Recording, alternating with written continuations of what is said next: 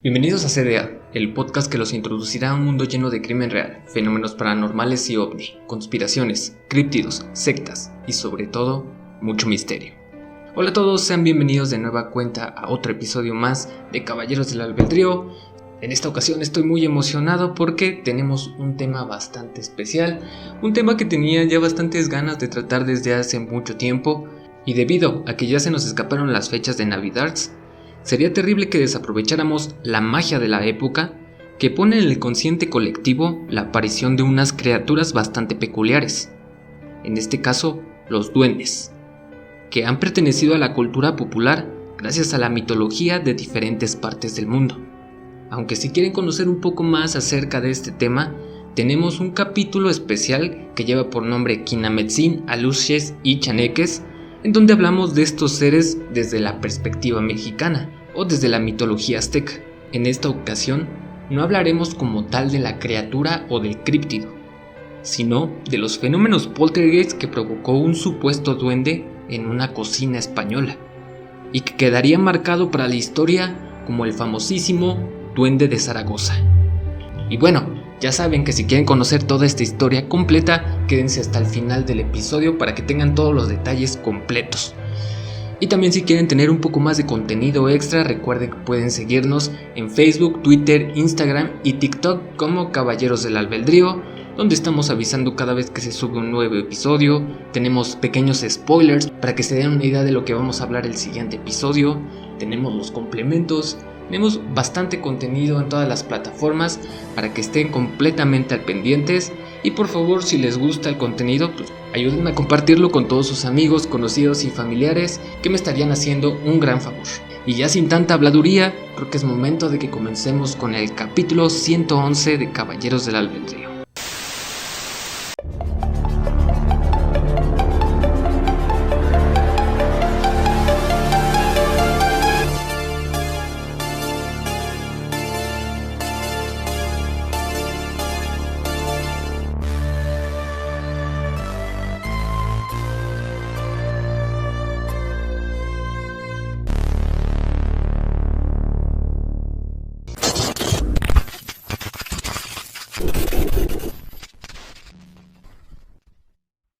Para tener un contexto mucho más completo, debo de platicarles sobre el misticismo que encierra esta comunidad de Zaragoza, España, ya que las apariciones del poltergeist son solo uno de los detalles que hace famosa la región, ya que el inicio de esta historia podríamos remontarla desde el año 1120, en el pueblo de Trasmos, situado en la falda de la montaña conocida como Moncayo. Trasmos es una localidad pequeña de 89 habitantes, de acuerdo con el último censo demográfico del 2022. Habitan en grandes construcciones en la pendiente de la montaña y como atractivo principal, en el pico de la localidad se encuentra un castillo que fue mandado construir en el año 1120 por Alfonso I de Aragón, alias el Batallador, que reconquistó la zona que era ocupada por moros, y fue solamente hasta 1520 que la edificación fue abandonada por un incendio que consumió gran parte de la estructura. Pero esa es una historia para más adelante. Dicho castillo funciona desde entonces como un atractivo turístico, pero eso es lo que cuenta la historia oficial, ya que las leyendas no se hicieron esperar. El primero en cimentar las bases del misticismo en la región fue Gustavo Adolfo Bécquer, poeta español que pasaría a la historia solo después de su muerte, cuando sus poemas y escritos fueron publicados. Precisamente en el año 1864 habitaba en Trasmos, en el monasterio de Veruela, en donde recibía tratamiento en contra de una extraña enfermedad que lo llevaría a la muerte.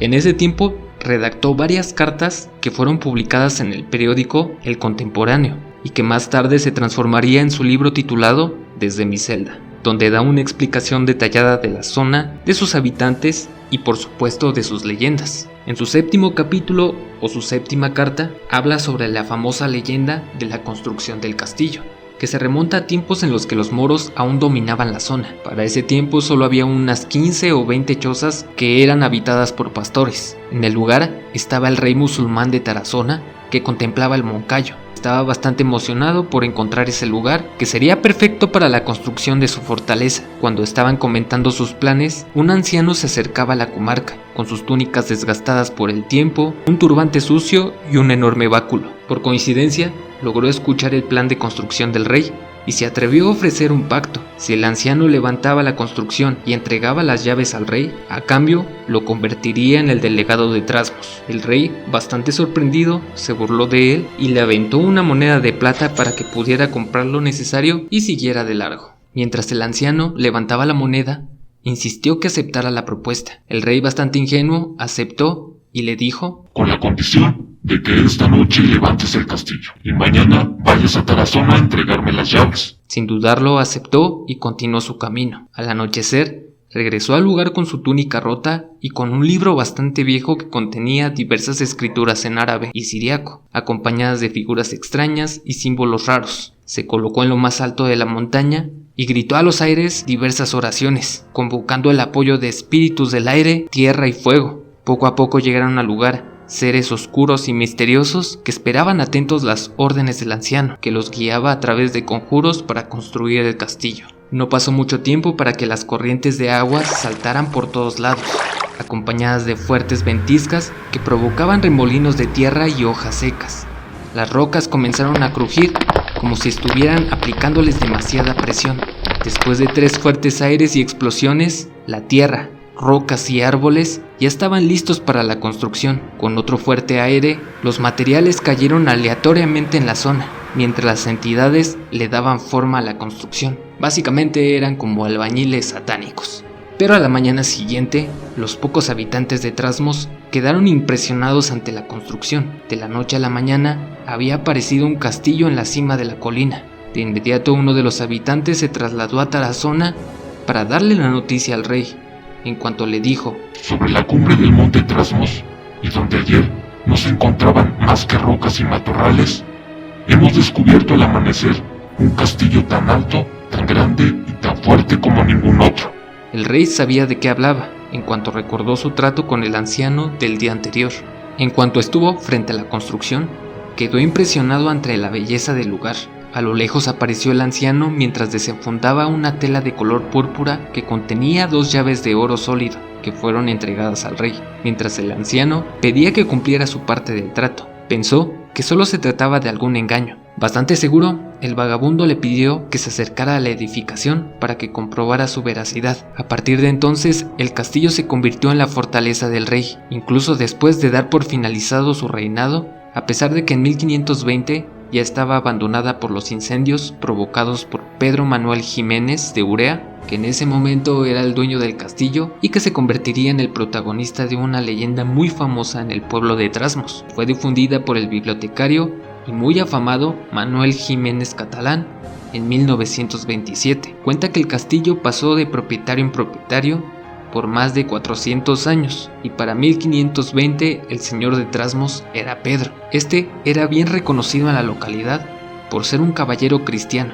pero su historia daría un cambio de 180 grados cuando uno de los amigos falleció repentinamente, dejando a su cuidado a su hija de 12 años. El señor de Trasmos le ofreció un lugar, estabilidad, lujos y cariños, a tal punto que terminó enamorándose de la niña en secreto. Sabía perfectamente que no podía expresar su sentir, así que se mantuvo a la raya y respetó a la joven, hasta que un día llegó un joven caballero que vagaba por la zona. Solicitó refugio en el castillo y, bastante amable, aceptó la propuesta. Después de una buena noche de descanso, los 3 dieron un recorrido por todo el castillo. En cuanto llegaron a las torres, el caballero solicitó echar un vistazo. Obviamente no conocía el camino, así que el señor de Trasmos le pide a la doncella que lo acompañe. Después de haber pasado unos minutos, malos pensamientos comenzaron a inundar la cabeza del señor de Trasmos, así que termina por seguirlos con sigilo, y cuando estuvo en lo más alto de la torre, los descubrió besándose. Con los celos a tope y con el miedo de perder a su ilegal amada, decide declarársele de último momento. Le ofrece matrimonio, dándole control absoluto de todas las posesiones que él tenía. Cuando la doncella rechaza la propuesta, el hombre termina perdiendo la cabeza y se avienta del balcón. Los recién enamorados tuvieron que recoger el cadáver del señor de Trasmos y enterrarlo junto a su castillo mientras se alejaban rápido del lugar, dando por iniciada la decadencia del castillo. Hay que decir que a pesar de que estas sean una de las leyendas más populares del lugar, por lo que es más reconocido el pueblo de Trasmoz, es por su afición hacia las brujas y la hechicería. De acuerdo con varios historiadores y escritores, la historia de brujería da comienzo con una mujer que es conocida como la Dorotea. Era una huérfana que terminó quedándose al cuidado del cura de la localidad, conocido como Gil el Limosnero. Pero Dorotea no era la típica niña que seguía las órdenes al pie de la letra. Tenía su lado rebelde y grandes aspiraciones por delante. De acuerdo con las historias, Dorotea robó el agua bendita con la que su tío bendecía el castillo de Trasmoz todos los días, para que entidades malvadas no se apoderaran de él. Recordemos que en la primera leyenda de la creación del castillo se habían presentado muchas criaturas mágicas en la zona para que pudieran apoyar a la construcción. Entonces se creía que todavía esas criaturas andaban merodeando por la zona. Entonces por eso se hacía este tipo de ritual para mantenerlas alejadas. Pero más tarde conoció a una mujer que le entregó un nuevo líquido para que lo rociaran en la estructura. En vez de bendecir, buscaban maldecir el lugar, dando libertad a las brujas y entidades malignas para que pudieran volver al castillo y realizar sus rituales y aquelarres. Otra de las figuras más conocidas es el caso de la tía Casca, que vivió en el lugar durante el siglo XIX. La mujer se encargó de contar que pertenecía a uno de los aquelarres originales de brujas, que esto hace completa referencia al caso de Gerald Gardner con los aquelarres originales. Si no tienen idea, vayan a escuchar ese episodio porque ahí se explica un poquito más de todo este proceso de unión de las brujas, o básicamente qué es lo que quieren las brujas. En ese episodio decíamos, este conocimiento solo podía ser transferido de generación en generación. Lo único diferente es que en este caso se transmitía de generación femenina a generación femenina solamente. Muchos describen a esta mujer con enormes greñas de color blanco que se terminaban enredando por todos lados y colgaban a la altura de su frente como si fueran serpientes. La mayoría del tiempo tenía una postura encorvada hasta cuando caminaba, sin contar la forma de sus brazos que parecían estar deformes. De acuerdo con las historias de los habitantes, indican que disfrutaba echar el mal de ojo a los niños y asustar a sus vecinos recitando oraciones católicas al revés, eso sin mencionar su amplio conocimiento de latín y de otros idiomas raros que terminaban asustando a todo aquel que lo escuchaba. Esto terminó hartando a los locales y comenzaron a acusarla de haber envenenado los arroyos más cercanos, provocando la muerte de todo el ganado, y de maldecir a la mayoría de los habitantes del pueblo. Fue capturada y encerrada en prisión hasta un día de 1960 que los habitantes la trasladaron a un risco bastante alto para tirar a la tía Casca. De acuerdo con declaraciones de varios testigos, indicaron que la mujer realizó varias invocaciones al diablo para que la salvara, pero si me piden mi opinión, yo diría que esto solamente fue uno de los argumentos utilizados por los habitantes para no sentirse tan culpables de que habían asesinado a una mujer inocente. De acuerdo con las leyendas, se cree que el alma de la tía Casca no pudo ser admitida en el cielo, ni en el infierno tampoco, y es por eso que todavía anda vagando en el lugar. Algunos curiosos aseguran que su espíritu aparece en la parte trasera del cementerio de Trasmoz. Pero esto es algo que no se puede corroborar, simplemente son leyendas. Y a partir de entonces comienzan a suceder los hechos inexplicables. Fue específicamente en 1903 que los fenómenos se intensificaron, ya que ruidos y voces extrañas comenzaron a invadir a cada familia del pueblo. Hubo un caso en especial que afectó a una familia conformada por madre y padre y un niño menor. Ya era de noche y se escucharon algunas pisadas y susurros afuera de la casa. Por el temor que se respiraba en el ambiente, padre decidió salir a investigar con su escopeta. Fue cuando notaron que los ruidos se originaban en los corrales de los animales. En el momento en el que abrieron la puerta, parecía que todos los animales estaban bailando. Caballos, mulas y gallinas estaban paradas sobre sus dos patas y caminaban alrededor de un círculo. Lo que me recuerda bastante a lo que está sucediendo con todos los animales en el mundo, que están caminando en círculos, lo cual es bastante peculiar pero inexplicable. Pero de la misma manera en como se ven esos videos, yo me imagino que lo estaban haciendo estos animales, que el hombre se asustó tanto y en el momento en el que intentó jalar el gatillo de la escopeta, los animales volvieron a la normalidad y continuaron su vida como si nada hubiera pasado, lo cual ya nos empieza a generar ciertas dudas extrañas. Y esas son solo algunas de las leyendas más famosas de la región, que hasta hoy en día siguen celebrando con mucho orgullo, ya que año con año se lleva a cabo la fiesta del Día de la Bruja, donde se vive un gran ambiente y rinde en honor a todas las hermanas que fueron perseguidas y masacradas por la ignorancia de algunos cuantos. Sin embargo, esta no es la única razón por la que el pueblo se ganó el honor de estar maldito. Verán, esta anécdota data de varios siglos en el pasado, ya que desde el 1250 el monasterio de Veruela entró en conflicto directo con los pobladores de Trasmos. En ese tiempo se estaba disputando la leña del monte de Mata y había una tremenda rivalidad, ya que era un recurso sumamente necesario por el cual estaban dispuestos a conseguirlo de cualquier manera. En una ocasión, los pobladores hicieron una masiva recolección de la materia prima que molestó al entonces sacerdote y encargado del monasterio de Veruela, que decidió excomulgar a todo el pueblo. Esto quiere decir que, de acuerdo a la fe católica, el sacerdote había vetado a todo el pueblo de ser partícipes en la religión y de recibir los sacramentos. Y así quedó fichado el pueblo de Trasmos durante siglos, en los cuales los recursos de la zona se fueron agotando y las peleas fueron siendo más grandes, abarcando nuevos recursos como el agua. En ese tiempo, el católico que estaba a cargo del monasterio enfureció tanto porque la población había ganado gran territorio del agua potable, así que tomó la decisión de maldecir al pueblo. Esto ya va incrementando de nivel poquito a poquito. Primero fue la excomulgación, ahora viene la maldición. Así que tapó todos los crucifijos que había en el monasterio y comenzó a recitar el Salmo 108, o conocido como el Salmo de David, que básicamente se utiliza como una petición de auxilio en contra de un enemigo. Cada que terminaba de recitar el cántico, tocaba la campana del monasterio y continuaba con el ritual. Después de varias veces de repetir el proceso, le comunicó al monasterio y al pueblo de Trasmos que a partir de entonces serían un pueblo excomulgado y maldito por la Iglesia Católica, colocando la cereza perfecta de misticismo a la localidad, que simplemente se ganó su fama a base de leyendas de escritores y bibliotecarios y por supuesto de peleas con vecinos castrosos. Pero una vez que sabemos que esta región de Zaragoza tiene esta carga tan especial de energía, es momento de que nos enfoquemos en el fenómeno poltergeist de la noche, y el caso se desarrolla mucho tiempo después de todo lo vivido en Trasmos y muchos kilómetros más lejos. Este caso se desarrolla en el centro de Zaragoza, en la esquina de Juan Pablo Boret y Ansés Mogotor,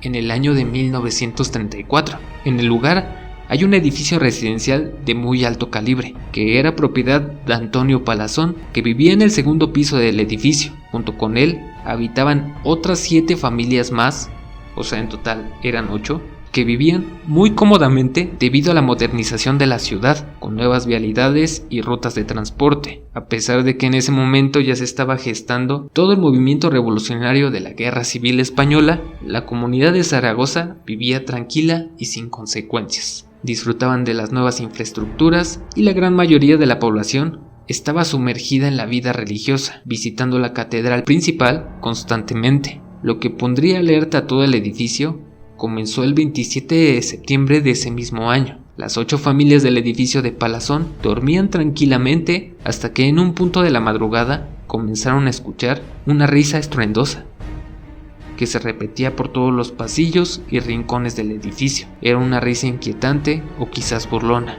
Las familias ya perturbadas decidieron empezar a investigar. Cada uno revisó su casa sin ninguna señal, y cuando comenzaron a inspeccionar los pasillos se toparon con los demás vecinos que también seguían los hilos de la investigación. Todos concordaban que se escuchaba una risa macabra, dando por entendido que no era un caso aislado. Todos podían escucharlo. Comentaron que habían escuchado ciertos ruidos peculiares, como golpes en las paredes, brincos en el pasillo o llantos que provenían del departamento de Antonio Palazón, pero nadie podía encontrar el origen.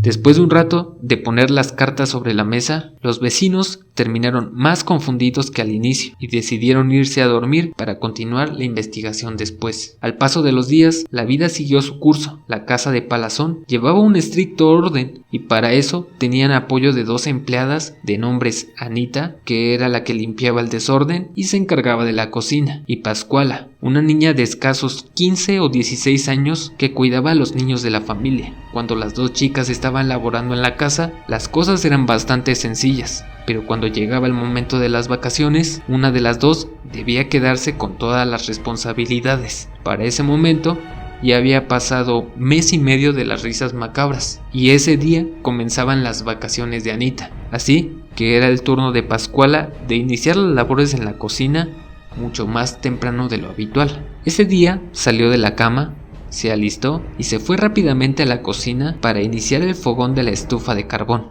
Abrió la compuerta y lanzó su fuego que ya tenía listo. Antes de que cayera la chispa, se escuchó al interior de la estufa: ¡ay! Pascuala impalideció inmediatamente. No sabía qué era lo que tenía que hacer. No quería molestar a sus patrones en su primer día estando sola, así que fue por una amiga de nombre Isabel que trabajaba en otro departamento. Fueron a revisar la situación mientras la ponía al tanto de la historia. Repitieron el proceso y cuando el fuego estaba a punto de entrar a la hornilla, se escuchó: ¡ay, María!, provocando el terror de las dos trabajadoras, que puso en alerta a la señora Palazón, que llegó rápidamente para saber qué es lo que estaba ocurriendo. Pascuala e Isabel comentaron que se habían escuchado voces al interior de la estufa. La señora, con mucha ironía, tiró de locas a las dos jóvenes que estaban aterrorizadas. Isabel, bastante segura, le pidió que lo comprobara. Tomó un trinche de asador y cuando lo estaba metiendo a la estufa se volvió a escuchar: ¡ay, me duele! Al instante, las tres mujeres salieron corriendo de la cocina. Aprovechando, Isabel regresó a su departamento, alejada de la situación tan extraña, mientras que la señora Palazón y Pascuala se morían de miedo. Inmediatamente llegó Antonio al lugar para saber por qué había tantos gritos. Las dos mujeres solo pudieron decirle que la estufa está hablando, coño. Incrédulamente, Antonio volvió a verificar con el trinche y la misma señal de dolor salía de la estufa. Bastante confundido, no pudo encontrarle una explicación, ya que el sonido provenía al interior de la estufa y no de otra parte del edificio. Esto causó tanto alboroto que los vecinos quisieron ponerse al tanto de la situación, compartiendo más detalles de lo vivido, con nuevos golpes o quejidos que se escuchaban a todas horas y en diferentes partes del edificio. Poco a poco los propietarios se fueron cabreando y decidieron que lo mejor era interponer una denuncia para que se llevara a cabo una investigación y dieran con los responsables que estaban jugando esas bromas punks. En cuanto estuvieron en la comisaría, varios de los guardias miraron con incredulidad al grupo de vecinos, pero al parecer, un asunto bastante serio, decidieron mandar a una escuadra de guardias para que revisaran el lugar. Los oficiales iban con la mente de encontrar a alguien que estuviera jugando la broma o quizás a algún intruso que vivía en el edificio, algo similar a lo que te muestra la película Parásitos, que vivían en el sótano y nadie sabía. Pero después de unos minutos de su llegada, varios de los guardias se dedicaron a inspeccionar los departamentos, descartando posibilidades que fueran el origen del problema. En cuanto estuvieron en el departamento de los Palazón, dos guardias se acercaron a la estufa y cuando uno de ellos intentó meter el trinche, se volvió a escuchar: ¡ay, que me duele! El guardia dio un salto para atrás, incluso su acompañante desenfundó la pistola y apuntó hacia la estufa. En respuesta, la voz dijo: ¡pero con la pistola no! Ambos guardias, al notar que había una respuesta inmediata a sus acciones, decidieron mirar al interior de la estufa para verificar que no había nada. Notaron que todas las estufas del edificio estaban conectadas por unos ductos por donde escapaba el humo del carbón. Sin embargo, eran demasiado pequeños para que una persona estuviera ahí. Después de varias horas de darle vueltas al asunto, decidieron retirarse del lugar, no sin antes llenar varios informes de lo ocurrido. Al paso de los días, la situación siguió igual con los fenómenos mínimos en diversas partes del edificio, pero el punto principal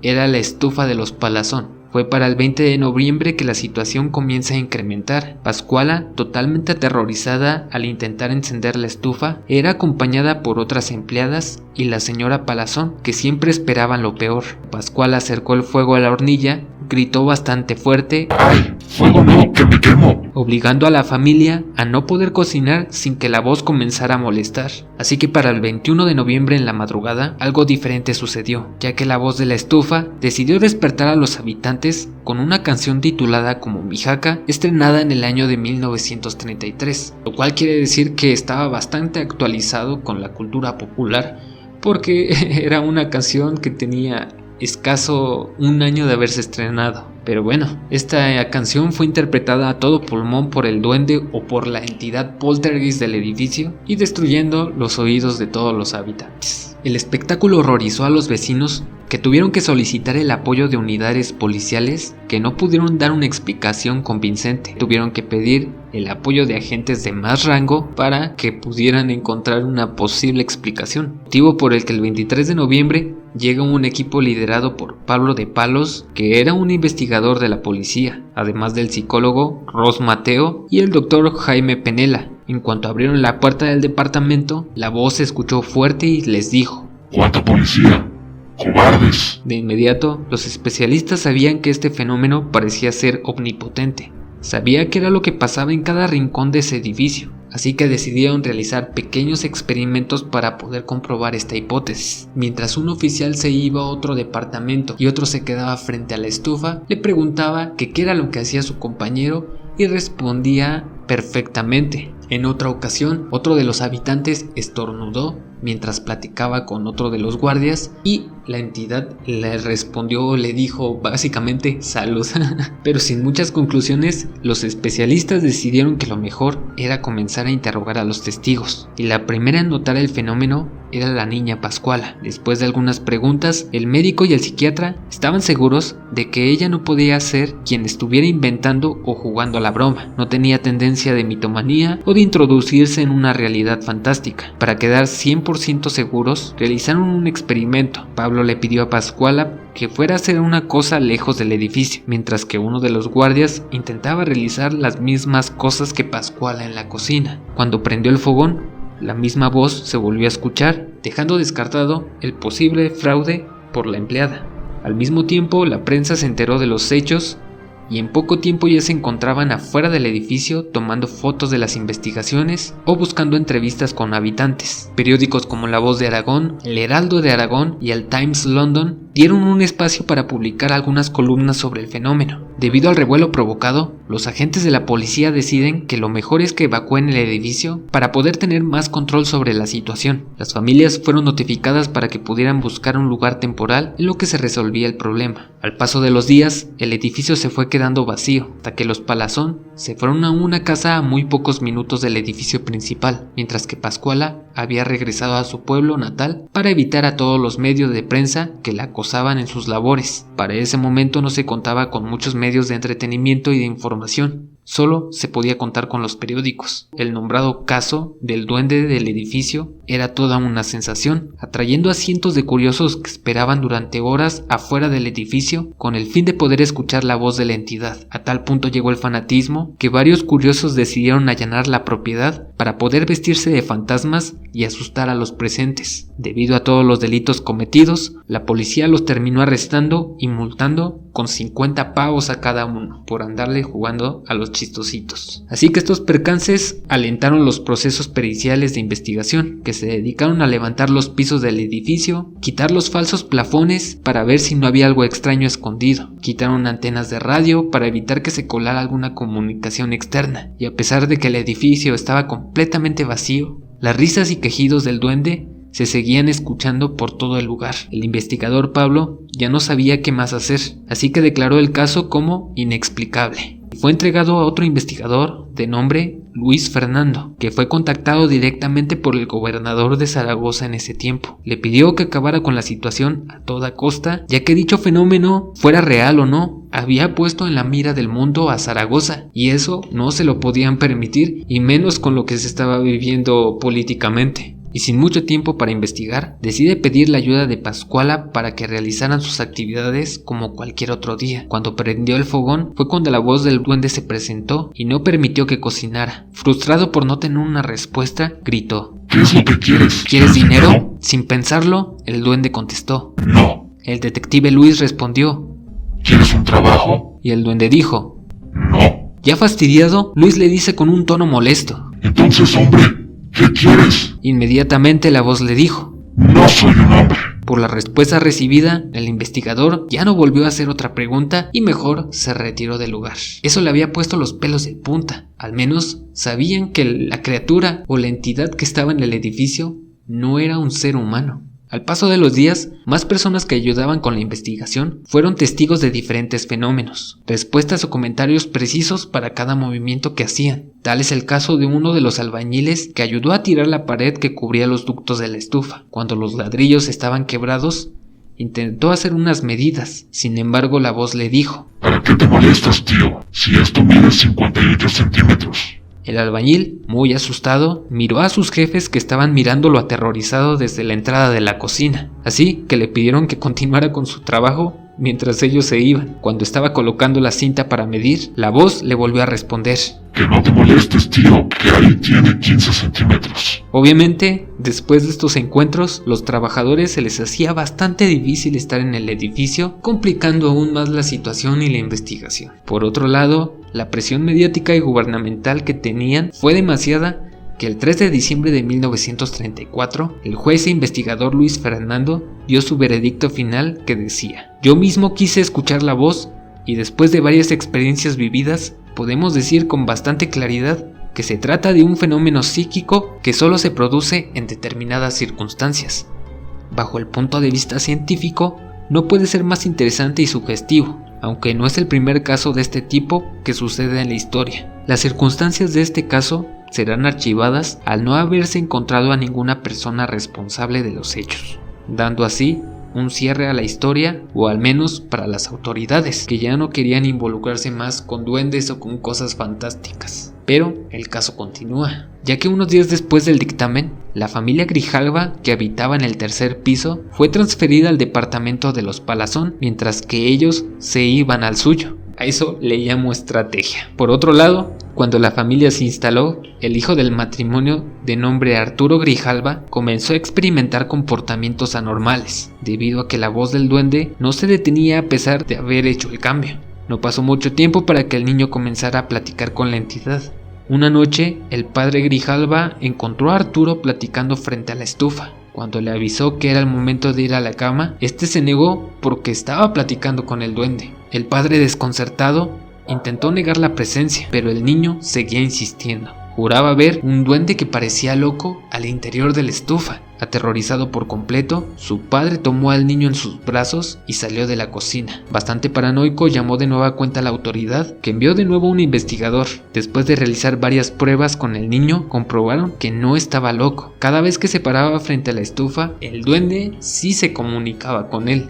Se lograba escuchar la voz. Esto asustó muchísimo al investigador, que recomendó que la familia Grijalva abandonara lo antes posible la propiedad. Por suerte pudieron realizar ese cambio lo más rápido posible, aunque inútilmente, ya que esa fue una de las últimas ocasiones en las que se pudo escuchar la voz del duende. A más tardar, a mediados de 1935, la voz y los fenómenos se detuvieron sin previo aviso. Desde entonces, el caso siguió clasificándose como inexplicable, y hasta la fecha, todavía no existe alguien que pueda darle lógica a lo vivido por todo el edificio, o eso es lo que se cree, ya que de acuerdo con las fuentes de información que nos cuentan que una vez que el edificio estuvo abandonado, un grupo de parapsicólogos y mediums querían realizar un ritual para poder contactar con el duende. En dicha sesión, estaba un medium de nombre Asunción Jiménez, obtuvo contacto con el duende. Solo logró mantenerlo por unos segundos hasta que le dio un colapso que la terminó matando. A partir de entonces los fenómenos se detuvieron abruptamente, dejando el lugar y el edificio estigmatizado, que se transformó en un ícono en la historia popular de España, mientras que los locales miraban con asombro y terror al edificio, provocando que día con día la propiedad fuera perdiendo su valor. Así que Antonio Palazón terminó por venderla a un nuevo inversor que demolió el complejo para más tarde construir un nuevo edificio que se transformaría en un hotel y cafetería, de nombre El Duende. Bastante irónico, por supuesto, también haciendo honor a la historia del extraño poltergeist de la estufa. Ahora, tomemos en cuenta que existen muchas versiones de esta historia. En cada una de ellas hay detalles que se repiten o detalles que son diferentes. Sin embargo, hay que tomar en cuenta que hace no más de unos 7 u 8 años quizás, salió un reportaje en la televisión aragonesa en el que quisieron hacer una cápsula de El Duende de Zaragoza. Entonces mandan a un investigador a que tome algunas entrevistas de los propietarios, nos muestre el lugar cómo se ve actualmente y Dentro del reportaje quisieron contactar con uno de los implicados más directos. En este caso sería Arturo Grijalva, el que comentaría su experiencia en primera persona. Y a pesar de ya haber pasado demasiadas décadas, por lo que se puede ver en el video, sigue asegurando que lo que vivió de niño fue completamente cierto. Veía un duende al interior de la estufa que podría comunicarse con él y con todos los demás que estaban a su alrededor, porque él también estuvo en una ocasión en el que cuenta que la entidad supo cuántas personas habían específicamente en el cuarto. Y si no me lo creen, escúchenlo ustedes mismos. ¿Qué sintió? Sí. Yo me acuerdo de todo porque estaba por allí, me acuerdo de todo. Algunas cosas después me he acordado más porque me lo han seguido rememorando mis hermanos, mi difunta madre, todo. Pero yo directamente me acuerdo de los detalles de que mi padre, ya fallecido, le dijo: vamos, y tan listo que eres, dinos a ver cuántos estamos aquí. ¿Sabes? Entonces, y dice: 13. Claro, te has equivocado, estamos 12. 13. O sea, porque era conciso, no andaba en conversaciones, sino tajante, ¿eh? No habría un corregir me da las razones al pues sabe que era así. Pero bueno, también tenemos que tomar en cuenta que esto es solo un testimonio de uno de los participantes, ya que la mayoría de los que vivieron el suceso a día de hoy ya están muertos, por lo cual no podemos tener una versión contradictoria o alguien que cuente algo totalmente distinto.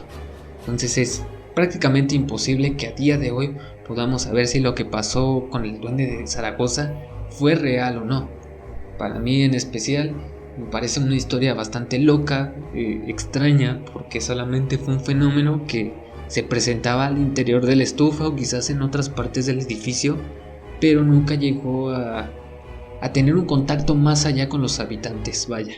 O sea, no movía cosas, no era agresivo con las personas, lo cual es esencial y básico en cada uno de los fenómenos poltergeist que se han presentado. También otro de los puntos importantes que debemos de aclarar para ya cerrar esta historia es que España también tiene uno de los mayores números de parapsicólogos en el mundo.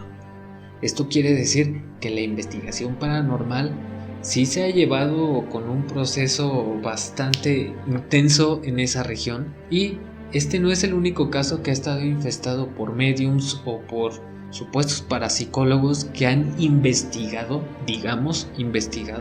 porque hay otros dos casos en especial, que es las caras de Belmez y el caso Vallecas, que ya estamos próximos a llegar a ellos, en los que hay mucha controversia alrededor de las investigaciones de los parapsicólogos y de los mediums que estuvieron involucrados, porque prácticamente todo fue un show montado para una televisora. Y pues eso es lo curioso. Sin embargo, en esta ocasión hay que mencionar que esto no fue producido directamente para una televisora. Simplemente el caso se presentó y lo que ellos hicieron fue presentarse en la comisaría, que se hicieron documentos oficiales de lo que estaba sucediendo. Tenemos los reportes policíacos de las personas que estuvieron ahí checando.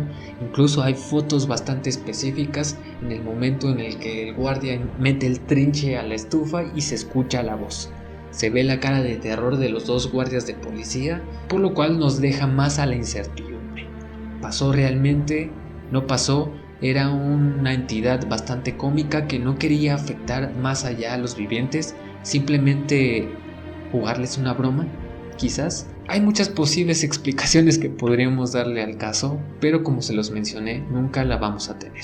Pero bueno, espero que hayan disfrutado muchísimo el episodio de esta semana. A mí me gustó bastante. Recuerden que se vienen capítulos bastante buenos, recomendaciones de algunos seguidores de temas, ya los vamos a estar haciendo, así que espérenlos, porque todos esos seguidores que han estado mandándonos mensajes en todas nuestras redes sociales de que hagan tal tema o X otro, pues los estamos escuchando y próximamente van a poder escuchar esos capítulos dedicados a esas personas. Y bueno, antes de finalizar el episodio, recuerden que pueden encontrarnos en Facebook, Twitter, Instagram y TikTok, al igual que en Facebook, iVoox, Google Podcasts, Deezer, Amazon Music y YouTube. Ahí están todos los episodios.